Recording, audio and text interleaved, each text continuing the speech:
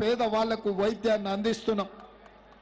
ఇదే కాకుండా పేదవాడి ఆత్మ గౌరవం, సొంత ఇల్లు కలను చంద్రశేఖరరావు వ్యాపారంగా మార్చి ప్రతి పేదవాడికి, ఇల్లు లేని వాడికి, పెళ్ళైన వాడికి డబుల్ బెడ్రూమ్ ఇల్లు ఇస్తా అని ఆనాడు మాట ఇచ్చిండు. ఆనాడు చెప్పిండు డబ్బా ఇల్లు వద్దు, డబుల్ బెడ్రూమ్ ఇల్లు ముద్దు అని. ఇంకా కూడా ఆయన గొప్ప గొప్ప మాటలు చెప్పిండు. కొడుకు కోడలు ఉంటే ఏడవంటారు, బిడ్డ అల్లుడు వస్తే ఏడ ఉంటారు, కోడి పిల్ల మేక పిల్ల ఉంటే ఏడ కట్టేస్తారు. అందుకే కేసీఆర్ రాజ్యంలో డబుల్ బెడ్రూమ్ ఇల్లు ఇస్తా అన్నాడు. ఎవరికన్నా ఇచ్చిండా సోదరులారా? ఎవరికన్నా ఇచ్చిండా?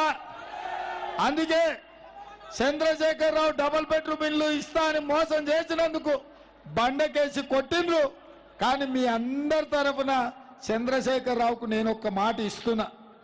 ఏందయ్యా అంటే 10 ఏళ్ళు ఈ తెలంగాణ రాష్ట్రాన్ని పట్టి దోసుకొని 100 ఏళ్లకు సరిపోయే విధ్వంసం చేసి వేల కోట్ల రూపాయలు మెక్కిండ్రు. తప్పకుండా కేసీఆర్ కుటుంబానికి చెర్లపల్లి జైల్లో డబుల్ బెడ్రూమ్ ఇల్లు కట్టించే బాధ్యత. ఎందుకంటే ఈ దోపిడీలో కొడుకు కోడలు ఉన్నారు, బిడ్డ అల్లుడు ఉన్నారు. చంద్రశేఖరరావుకేమో వయసు మీద పడ్డది.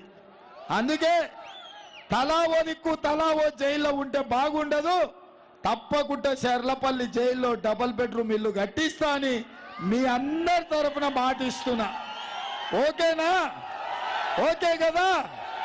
చంద్రశేఖరరావు ఇక కాసుకొని నీకు డబుల్ బెడ్రూమ్ ఇల్లు సిద్ధమవుతుంది చెర్లపల్లి జైల్లో. ఇక ఆయన అట్లుంటే పొంకనాల పోసిగానికి 3 ఎట్లుంటేనంట 36 దొడ్లున్నాయని చెప్పిండంట. ఇక నరేంద్ర మోడీ గారి గురించి, భారతీయ జనతా పార్టీ గురించి ఎంత చెప్పినా తక్కువనే.